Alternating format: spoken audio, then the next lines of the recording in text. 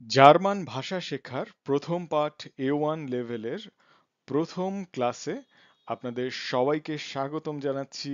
আমি আপনাদের ইনস্ট্রাক্টর আঞ্জুম আশরাফ। আমার সাথে রয়েছেন আপনাদের আরেকজন ইনস্ট্রাক্টর বিধান কৃষ্ণ। এই পাঠটি জার্মান ভাষার একেবারে শুরু থেকে শেখার জন্য তৈরি।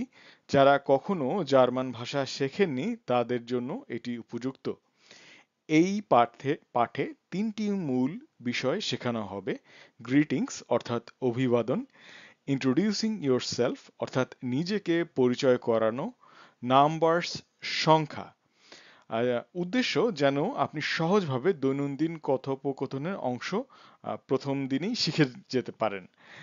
আর দর্শক, আপনারা যারা জার্মানিতে আউসবিল্ডুং অর্থাৎ অথবা স্টুডেন্ট ভিসা অথবা আপনি ওয়ার্ক ভিসা অথবা ব্যবসা যে কোনো কাজের জন্যই আসতে চান না কেন, সেক্ষেত্রে আপনাকে অবশ্যই জার্মান ভাষা শিখতে হবে। এবং এই জার্মান ভাষা আপনাকে দৈনন্দিন জীবন অর্থাৎ জার্মানিতে আপনার প্রতিদিনকার জীবন সহজতর করে তুলবে। সেজন্যই আপনি যদি আজকে প্রথম দিন A1 লেভেলের প্রথম দিনের প্রথম ক্লাস থেকেই অনেক সিরিয়াস হন, আমার বিশ্বাস এটা আপনার কর্মক্ষেত্রে আপনাকে সফলতা এনে দিতে অনেক সহযোগিতা করবে। এই অধ্যায়ে আমরা শিখব আমরা কিভাবে একজনের সাথে প্রথমবার দেখা হলে কিভাবে কথা বলা উচিত। এটি শুধু ভাষা নয়, জার্মান সংস্কৃতির দিক থেকেও গুরুত্বপূর্ণ। মুখ্য বিষয়: সময় ভেদে অভিবাদন, সম্মানসূচক, এটা হতে পারে ফর্মাল, এবং বন্ধুসূচক ইনফর্মাল ভঙ্গিতে কথা বলা, ব্যক্তিগত তথ্য দেওয়া, নাম, পেশা, দেশ। আমরা যেমন বাংলা ভাষায় ফর্মাল আপনি ব্যবহার করি, ইনফর্মাল তুমি ব্যবহার করি, ঠিক তেমনি জার্মান ভাষার ক্ষেত্রেও ফর্মালের ক্ষেত্রে জি, আপনার বন্ধুসুলভ ক্ষেত্রে দু, এরকম বিভিন্ন ব্যবহার রয়েছে। তো আমরা কিছু প্রাথমিক অভিবাদন শিখি।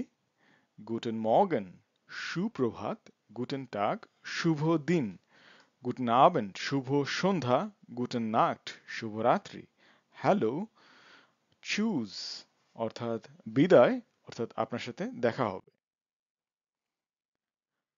জার্মান ভাষায় সময় ও সম্পর্ক অনুযায়ী অভিবাদনের ধরন ভিন্ন হতে পারে।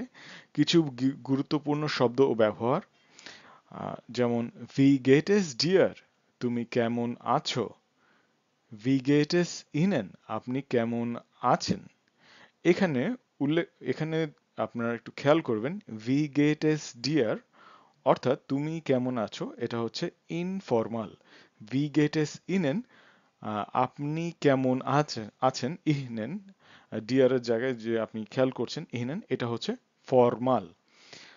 তেমনি আপনি ডাঙ্কে গুড উন ডিয়ার, এটা হচ্ছে ইনফর্মাল, ধন্যবাদ, ভালো, আর তুমি।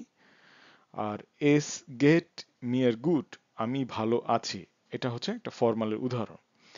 আর এরপরে হচ্ছে কিছু গুরুত্বপূর্ণ টিপস হচ্ছে যে জার্মান বাংলা ব্যবহারের সময় হ্যালো সবসময় বন্ধু বান্ধব বা সবাইকে ব্যবহার করতে পারবেন।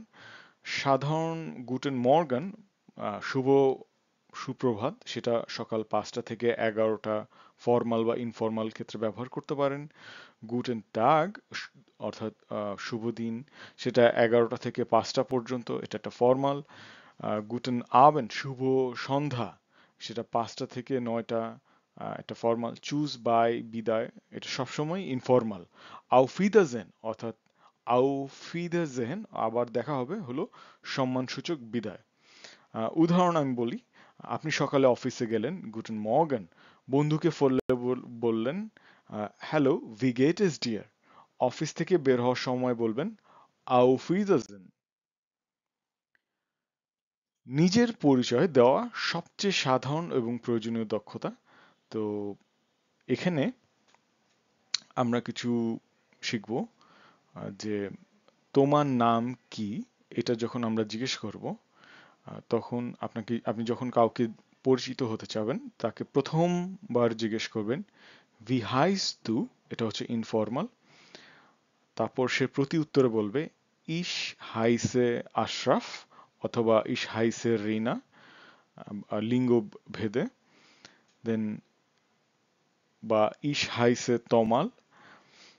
তো woher kommst du, তুমি কোথা থেকে এসেছো, এটা আপনারা জার্মানিতে যখন আসবেন সবাই প্রায় জিজ্ঞেস করবেন woher kommst du, অর্থাৎ তুমি কোথা থেকে এসেছো। তখন আপনি প্রতি উত্তরে বলবেন ich komme aus বাংলাদেশ। প্রতি উত্তরে আবার বলবেন ich komme aus বাংলাদেশ। আপনাকে বয়স সম্পর্কে জিজ্ঞেস করবে wie alt bist du, তোমার বয়স কত। আবারও বলছি wie alt bist du। প্রতি উত্তরে হবে উদাহরণস্বরূপ ich bin 20 Jahre alt। আবারও বলছি প্রতি উত্তরে হবে ich bin 20 Jahre alt।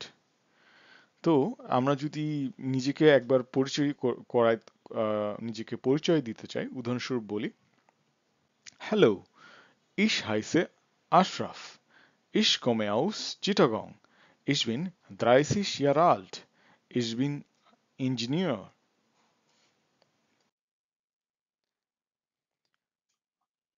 এখন আমরা একটু অনুশীলন করব, এটা অনুশীলনমূলক একটা চর্চা। আপনাকে উপরে শেখা তথ্য ব্যবহার করে নিজেকে পরিচয় করাতে হবে। যেমন আহ, ich heiße, ich komme aus, ich bin। তো এখানে শূন্যস্থানে কি হবে? তো আমাকে একটু সহযোগিতা করুন। আপনারা যদি বুঝতে পেরে থাকেন তাহলে খুব সহজ। ich heiße তমাল, ich komme aus Bangladesh, ich bin 30 Jahre alt। বা আপনার বয়স অনুযায়ী আপনি বলতে পারেন hello, ich heiße Nusrat, ich bin 28 Jahre alt, অর্থাৎ 28 হচ্ছে 28। ich komme aus Khulna, ich bin 18, আমি ডাক্তার। এখন আমরা সংখ্যা শিখব। 0 থেকে 20 পর্যন্ত যে জার্মান সংখ্যাগুলো রয়েছে, জার্মান সংখ্যার উচ্চারণ হবে 0 উচ্চারণ হবে নুল, 1 উচ্চারণ হবে আইন্স, 2 হবে সোয়াই, 3 হবে অর্থাৎ ইংলিশ 3 হবে দ্রাই, জার্মান উচ্চারণ হবে দ্রাই। তারপর 4 হচ্ছে ফিয়ার, 5 হচ্ছে ফুনফ, 6 হচ্ছে জেক্স, 7 হচ্ছে সিভেন, 8 হচ্ছে আট, 9 হচ্ছে নয়ন, 10 হচ্ছে জেন, 11 হচ্ছে এলফ, 12 হচ্ছে সোয়েলফ, 13 হচ্ছে দ্রাইসিন, 14 হচ্ছে ফিয়ারসিন, 15 হচ্ছেন ফুমসিন, 16 হচ্ছে জেক্সিন, তেমনি 17 হচ্ছে জিপসিন, 18 হচ্ছে আকসিন, 19 হচ্ছে নয়নসিন, 20 হচ্ছে সনসিক। এখন আপনার ধরুন আপনার বয়স হচ্ছে 12। এখন আপনি এখান থেকে যে সংখ্যাটি ব্যবহার করবেন সেটা হচ্ছে 12। তো উদাহরণ আপনি যদি আপনার বয়স বলতে চান ich bin 12 Jahre alt, আমার বয়স 12। এখন আমরা আরেকটু অগ্রগতিতে যাব, সেটা হচ্ছে 21 থেকে 99-র মধ্যে কিছু সংখ্যা শিখবো আমরা। যেমন ইংরেজি ভাষার ক্ষেত্রে যেমন 21, অর্থাৎ উচ্চারণ হচ্ছে 2টা আগে আসে 1 পরে আসে 21। জার্মান ভাষায় এটা হবে 21, অর্থাৎ একটু খেয়াল করবেন পেছনের সংখ্যাটা কিন্তু আগে চলে আসবে, বুঝতে পেরেছেন? পেছনের সংখ্যাটা আগে উচ্চারণ করতে হবে 21। তেমনি হচ্ছে 32-র ক্ষেত্রে হচ্ছে 32। খেয়াল করবেন দর্শক, আবার 2টা কিন্তু আগে উচ্চারণ করছেন 32। 45 এর ক্ষেত্রে 45। 67 এর ক্ষেত্রে 67।